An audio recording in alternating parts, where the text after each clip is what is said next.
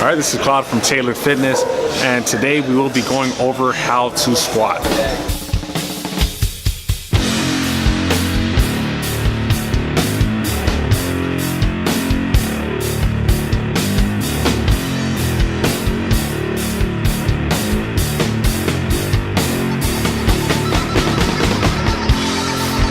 Now we're dealing with the squat. It's one of the most technical compound lower body movements. It's also one of the most popular, and it's considered the king of leg exercises. However, what we're going to go over is how most people do them wrong and how to properly perform them. All right, so this is a list of our recommended equipment. First up, we have the weightlifting belt. All right, so a common misconception with the weightlifting belt is that it's used for back support. However, the weightlifting belt is actually used to increase abdominal pressure. That way you maintain a erect and neutral spine. Not totally necessary, but it definitely does give you an edge and helps you maintain concentration on keeping the pressure within your diaphragm and keeping your midsection or torso stable. Next up, we have the shoes, our squatting shoes, or squat shoes, or Olympic shoes, also known as Olympic shoes. These shoes are primarily to increase dorsiflexion. Typically, we have limited dorsiflexion mobility, or most people do. However, the elevated heel of this shoe allows you to get in a deeper squat position and allows you to push from a more stable, supported base. I'll soon be going over all the joints that are incorporated, so don't fret about dorsiflexion. I'll explain that very soon for you guys. All right, and last but not least, we have the knee sleeves.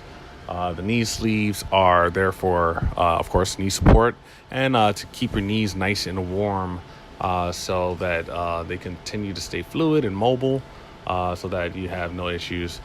Some swear the knee sleeves actually adds a few pounds to your squat. I'm not so sure about that, maybe a tad bit, but they definitely do provide loads of support and makes your squat motion nice and buttery.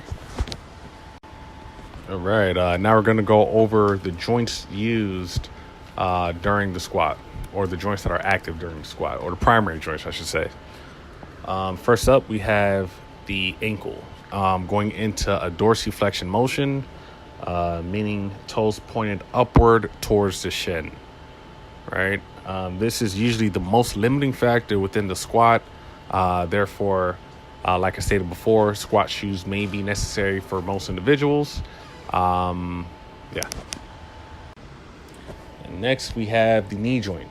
So the knee joint will be in a flexion towards the descending motion of the squat. The knee joint is probably the least limiting joint of all the joints. Most people, unless they have a particular knee issue, don't really have limited mobility or issues with the squat per se when it comes to the knee joint. Besides staying warm, which is why we maintain the knee sleeves. And last but not least, we have the hip joint. The hip joint may also be one of the limiting factors. Some people may suffer from hip impingement or a limited range of motion when it comes with the hip. So everybody's squat stance might be different or affected when it comes to the squat. So you'd have to just play around with your stance and pretty much see whichever feels comfortable. A lot of that depends on your femur length, and your femur length will be the deciding factor with a lot of people as well. How you squat, or whether your squat would be considered high bar, which would be at the upper part of the traps, or low bar towards the rear deltoid and lower traps. So time to go over the common mistakes. One of the most common mistakes people tend to do when performing a squat is leading with the knees first.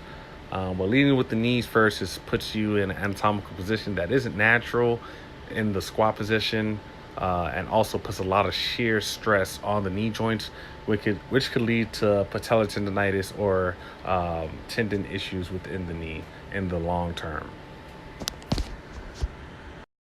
All right, so another common mistake we have here is leading with the hips first.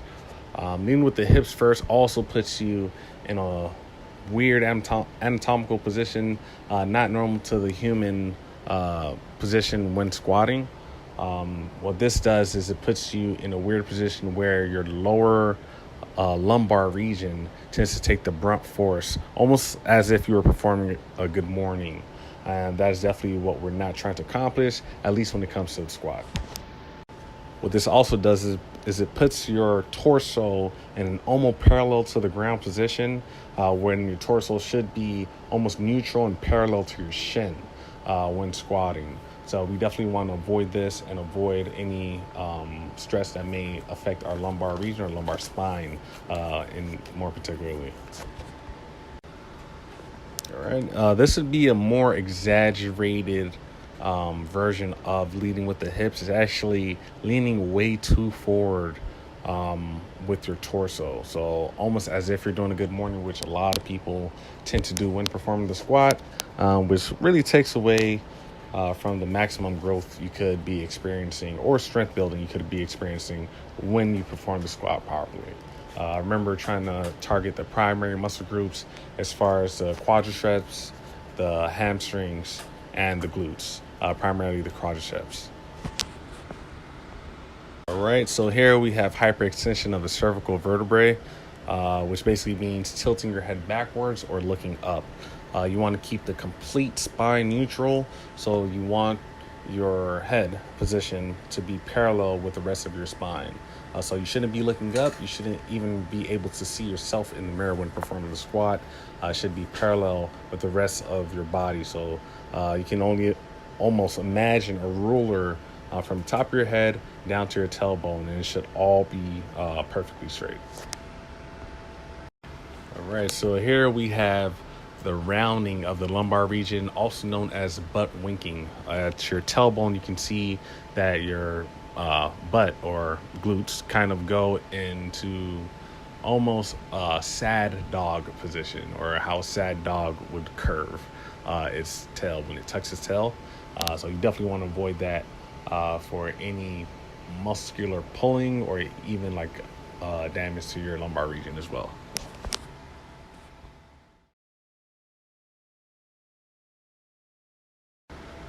All right, and here we have how to properly perform a squat. Here I don't have the barbell on me. I'll further show you how to do it. However, as you can see, the hip joint and the knee joint are both moving simultaneously at the same time with the neutral lumbar and whole spine position, as well as the cervical spine position. As you can see, my head position is aligned with the rest of my torso, and also parallel with my shins. All right, now moving on to coaching cues. When you think of squat, you primarily want to think of the base up, right? So we'll start off with the feet position. The feet position per se may be different depending on your anatomical makeup. Everybody's a little different when it comes to the squat. I like to recommend starting off with at least approximately slightly outside of shoulder width, and focusing on what I like to call the foot tripod. So focusing on your big toe, your pinky toe, and your heel as your stance, and taking most of the pressure. And also, as far as the tension or force that you should be feeling when you do squat, you want to think of as if you were ripping a piece of paper or tearing the ground apart, or also screwing your feet into the ground. You're not actually going to be moving your foot per se, but this is what you want to have in your mind when performing the squat and where to apply the pressure. Doing this will open up the hips in order for you to obtain a deeper squat and a correct squat and correct anatomical position. All right, now once under the bar, you want to practice a three-step step out. So you want to lead back with whichever foot you prefer. Lead one step back, the next step outward, and the next step to set in place your squat position. All right, here we have what's known as shelving the bar. And when you shelf the bar, you want to keep the bar on your traps, depending on whether you perform high bar or low bar. If you're performing high bar, you want to keep it on above your upper traps. If you're performing lower bar, you want to keep it towards your deltoids and lower traps. When shelving the bar, you also want to keep a tight torso or back section, almost as if you were squeezing all your musculature towards your spine. So you even want to engage your lats and keep your elbows pointing towards your midsection or towards your butt or hips. All right, so now when putting it all together, this is exactly how your squat should look. First, start off with shelving, 3-step back out. Keep the core nice and tight with all vertical, well, not vertical, but a neutral spine position, aligned and parallel with your shins. And yeah, that'd be pretty much it.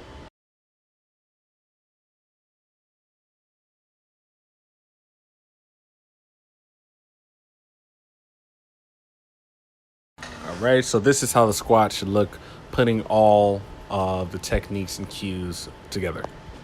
All right, so this is what it would look like from the side view.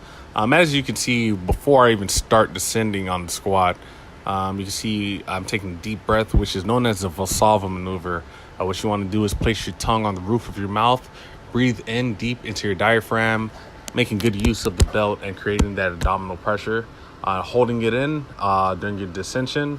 And once you come up and ascend from your squat, you want to release that air and pretty much perform the same Valsalva maneuver again. All right, that's all I have for today, guys. It was a pleasure performing the infamous squat and all its techniques, intricate techniques, the king of all leg exercises. For more personal training tips or information or personal training plans, contact me, Claude, at taylorfitness.com. Thank you for your time.